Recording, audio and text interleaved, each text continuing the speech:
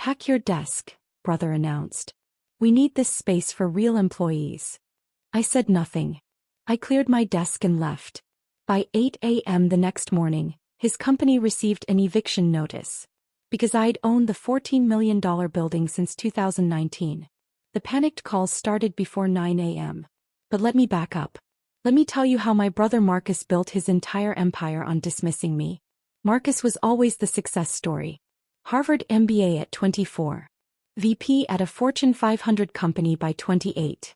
Started his own tech consulting firm Apex Solutions at 30. My parents held him up like a trophy at every family gathering.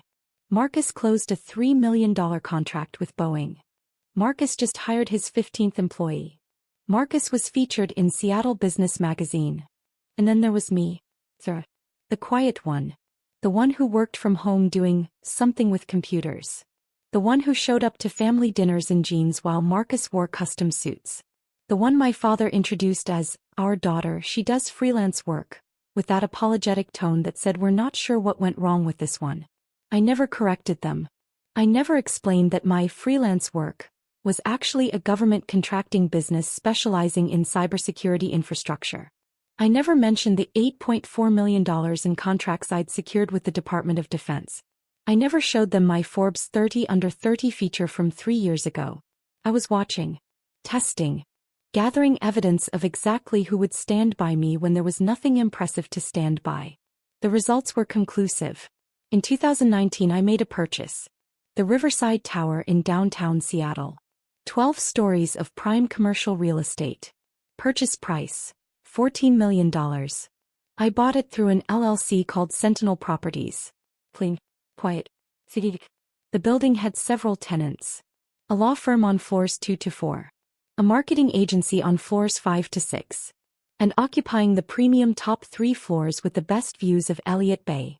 Apex Solutions. Marcus's company. He had no idea his little sister was his landlord.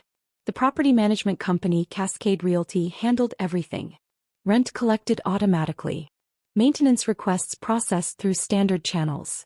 Marcus paid his $28,000 monthly lease like clockwork, never knowing where that money ultimately went. I kept one small office for myself on the 8th floor. Nothing fancy. Just a space to work when I needed to be in the city. The door had my name on it. Sarah Chin, consultant. Generic enough to be ignored. Marcus's employees walked past my office daily. Sometimes they'd nod. Most times they didn't notice me at all. That was exactly how I wanted it. Every Sunday we had family dinner at my parents' house in Bellevue. Marcus would arrive in his Tesla talking on his AirPods about deals and contracts. I'd pull up in my 7-year-old Subaru, usually 5 minutes late because I'd been finishing up actual work. Sarah, you're late again, Mom would say. Marcus has been here for 20 minutes. Sorry, Mom. Got caught up. Still doing the freelance thing? Dad would ask the same question every week. Still doing the freelance thing. Marcus would look up from his phone long enough to smirk. You know, Sarah, if you need a real job, Apex is always hiring. We need someone to manage our office supplies. I could probably get you $45,000 a year. The table would laugh. Good-natured ribbing between siblings, right? I'd smile and eat my dinner. I never mentioned that my last contract renewal with Homeland Security was worth $12.3 million over 3 years. I never mentioned that I'd just been invited to speak at the RSA conference on advanced threat detection. I never mentioned that my security clearance level was higher than anyone else at that table would ever achieve. I was testing them. How low would they let me sink in their eyes before someone asked a real question? Before someone said, Sarah, what do you actually do? The answer apparently was infinitely low.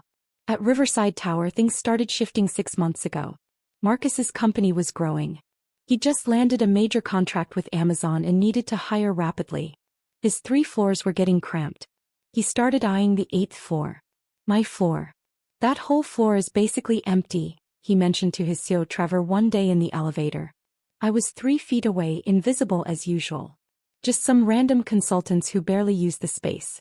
We should talk to property management about expanding. Trevor nodded. The lease rates are reasonable here. Way better than what we'd pay for Class A space downtown.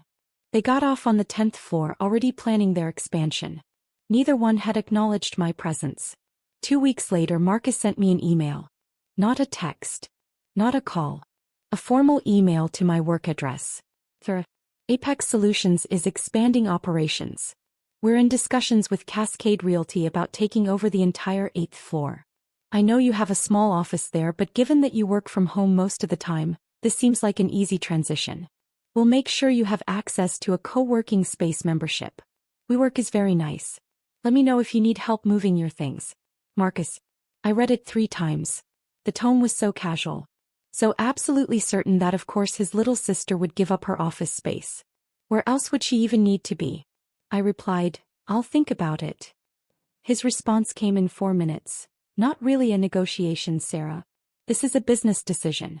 I've already talked to Dad about it. He agrees it makes sense. Of course he'd talked to Dad. Of course Dad had agreed. Why would Sarah need real office space? I didn't respond. I made a different call. To my property management company. To the CEO actually whom I'd worked with during the building purchase. Richard, it's Sarah Chin. I need you to do exactly nothing about Apex Solutions expansion request. Deny it politely. And I need you to start preparing 30-day lease termination documents. Hold them for my approval but have them ready. Are you sure? Richard asked. They're one of our largest tenants. I'm very sure. I'll let you know when to move forward. Last Tuesday Marcus stopped being subtle. He showed up at my office without warning. I was on a video call with the Defense Department project manager, discussing penetration testing protocols for a new facility. I saw Marcus through my glass door gesturing impatiently. I muted my mic. I'm in a meeting. This'll just take a second, he said, walking in anyway. I unmuted. I apologize, we're experiencing an interruption. Can we pick this up in 10 minutes? The project manager nodded and I ended the call. That was a $4.7 million contract discussion I just had to cut short. What do you need, Marcus? He looked around my office with barely concealed disdain. 1 desk. 2 monitors. A bookshelf with technical manuals. A small couch. Sarah, this is getting ridiculous. We've been trying to work with you for weeks on the expansion. You're being unreasonable. I said I'd think about it. What's there to think about? You're here maybe twice a week. We have actual employees who need this space. People doing real work that generates real revenue. I leaned back in my chair. Is that so? Apex Solutions brought in $18 million last year. We're on track for $25 million this year. We have 32 employees now. You have, what? Your laptop and some books. I have my work. Your freelance consulting. He said it like someone might say your little hobby. Sarah, at some point you need to grow up. This isn't about you anymore. This is about real business. I looked at him for a long moment. My older brother. The golden child. Standing in my office in my building telling me about real business. I'll let you know, I said. His jaw tightened. Fine. But I'm moving forward with property management regardless. Dad agrees with me. If you want to make this difficult, we can make it official. He left without closing my door. I sat there in silence for 30 seconds. Then I picked up my phone and called Richard. Send the termination papers. Effective immediately. 30-day notice as required by their lease. Sarah, are you? I'm certain. Send them today. But Marcus wasn't done yet. Friday afternoon Marcus came back. This time he brought Trevor and 2 other executives. They walked into my office like they owned it. Actually, they walked into my office like they were about to. Sarah, we need to talk, Marcus said. I closed my laptop. I'm listening. We've made a decision. Apex is taking over this floor immediately. We're moving our HR department up here next week. I've already spoken with property management. They're on board with the transition. I glanced at the 4 men crowding my small office. That's interesting. Pack your desk, Marcus said. Those 3 words. We need this space for real employees. Trevor smirked. The other executives looked uncomfortable but said nothing. Pack your desk, Marcus repeated. Today. We're bringing contractors in tomorrow to start renovations. You can work from home. It's where you usually are anyway. I stood up slowly. I looked at my desk. My monitors. My bookshelf. The framed photo of me receiving my master's degree that no one in my family had attended because Marcus had a company retreat that same weekend. Today? I asked. Today. I'm not trying to be harsh, Sarah, but this is business.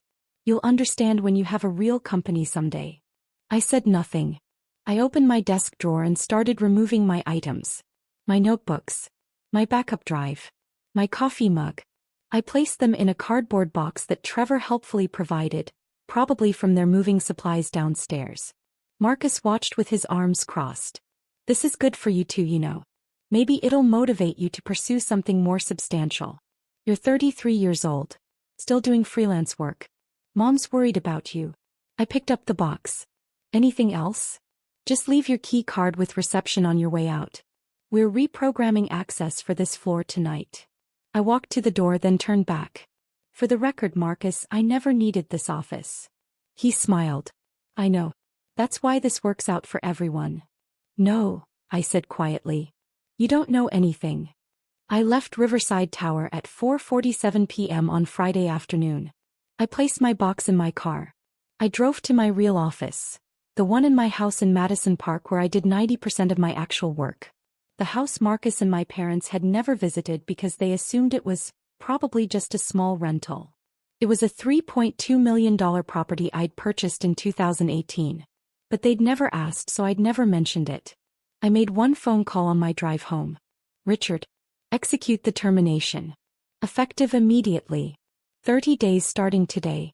Deliver the papers first thing Monday morning. Sarah, they're going to. I know exactly what they're going to do. That's the point. I didn't go to Riverside Tower on Monday. I didn't need to be there. Instead, I worked from home handling a video conference with Pentagon officials about a contract renewal. At 7:53 a.m. my phone buzzed. A text from Marcus. What the hell did you do? I ignored it. At 8:02 a.m. another text. Call me right now. I declined the call that came 30 seconds later. At 8:15 a.m., my phone started ringing continuously. Marcus. Trevor. My father. My mother. Marcus again. I finished my Pentagon call at 9 a.m. then checked my messages. Marcus had left 4 voicemails. I listened to the last one. Sarah, I don't know what you did or what strings you pulled, but Apex just received an eviction notice. 30 days to vacate Riverside Tower. Our lawyers are looking at it right now, but it's ironclad. They're saying the building ownership wants us out. This is insane. We have contracts. We have rights. Call me back immediately. There were 17 text messages. I read them in order, watching the progression from confusion to anger to panic. 8:04 a.m. What did you do? 8:18 a.m. This isn't funny. 8:33 a.m. Our lawyers say the eviction is legal. 8:41 a.m. Dad is calling you. 8:55 a.m. We have 32 employees. We can't just move. 9:02 a.m. Sarah, please call me. 9:07 a.m. We need to talk about this. 9:12 a.m. I'm sorry about Friday, okay? Can we just talk? I made myself a coffee. I checked my email. Another contract had come through. The Department of Energy wanted a security audit. Estimated value, $2.8 million. I replied to that first. Then at 9:30 a.m. I called Marcus back. He answered on the first ring. Sarah, thank God. What is happening? Did you talk to property management? Did you file some kind of complaint? No complaint, I said. Just a business decision. What business decision? What are you talking about? I'm talking about Sentinel Properties LLC exercising its right to terminate a lease with proper notice. It's all in the paperwork you received. Silence. Long enough that I thought the call had dropped. Sentinel Properties, he said slowly. The ownership company. Yes. Sarah. His voice had changed completely. Sarah, what are you saying? I'm saying I own Riverside Tower, Marcus. I bought it in 2019 for $14 million. You've been my tenant for 5 years. And now you're not. More silence. That's impossible. You don't have that kind of money. You do freelance consulting. I run a government contracting firm specializing in cybersecurity. Last year's revenue was $31 million. I have active contracts with the Department of Defense, Homeland Security, and 3 intelligence agencies. I hold a top-secret SCI clearance, and I own the building your company operates from. I could hear him breathing on the other end of the line. 5 years, I continued. 5 years of rent checks. $28,000 a month. You've paid me $1.68 million to operate in my building. And you've spent 5 years telling me I should grow up and get a real job. Sarah, I didn't. You told me to pack my desk. You told me I wasn't a real employee. You brought your executives to my office to humiliate me. We needed the space. You needed MY space. An MY building. And instead of asking respectfully, instead of treating me like an equal, you decided to treat me like an inconvenience. Sarah, please. We can fix this. We can. The eviction stands. You have 30 days. We have contracts with Amazon. With Microsoft. We can't just move. Do you know what this will cost us? I know exactly what it will cost you. I've read your financials. They're filed publicly. Moving will cost you approximately $890,000 between deposits, moving expenses, build-out costs, and contract penalties for late deliverables while you're disrupted. It might cost you the Amazon contract entirely if you can't maintain your timeline. So you're going to destroy my company? Is that what this is? I'm not destroying anything. I'm making a business decision. The same kind you made when you told me to pack my desk. His voice cracked. I said I'm sorry. I was stressed. The expansion pressure has been. You weren't sorry when you said it. You were sorry when you got the eviction notice. By 10 a.m. both my parents were calling. I let it go to voicemail. My mother's message was predictable. Sarah, your father is very upset. Marcus says you own his building? Why didn't you tell us? This is terrible timing for his company. You need to work this out with him. He's your brother. Call me back. Not congratulations on building a successful company. Not we're proud of you. Just you need to work this out with him. My father's voicemail was more direct. Sarah, this is ridiculous. Whatever point you're trying to make, you've made it. Now fix this situation with Marcus. He has employees depending on him. Don't let your feelings about needing an office ruin his business. My feelings about needing an office. That's what they'd reduced it to. I didn't call back. Instead, I forwarded both voicemails to my personal lawyer with a note. For documentation if this escalates. At 11:30 a.m. Marcus called again. This time I answered. I talked to Richard at Cascade Realty, he said. No hello. No preamble. He confirmed everything. You really own the building? Yes. He also said you've been the owner since before we even moved in. We were your tenants from day one. That's correct. And you never said anything. For 5 years. No. Why? Why would you hide something like that? I leaned back in my office chair looking out at Lake Washington. I was conducting an experiment. I wanted to see how my family would treat me when they thought I was failing. When they thought I was just barely getting by with freelance work. When there was nothing impressive to brag about at dinner parties. That's manipulative. Is it? Or is it just removing the performance? I stopped performing success for you. And you showed me exactly who you are when you think someone's beneath you. I never thought you were beneath me. You told me to pack my desk.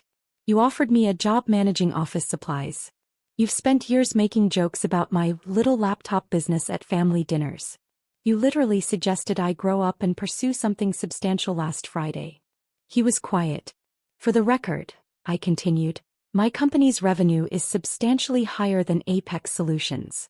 My contracts are with federal agencies, not regional businesses. My clearance level means I work on projects you'll never even know exist. And I did it all while you and mom and dad assumed I was failing. Sarah. The eviction stands. 30 days. I suggest you start looking at office space in Bellevue. Class B buildings are running about $32 per square foot right now.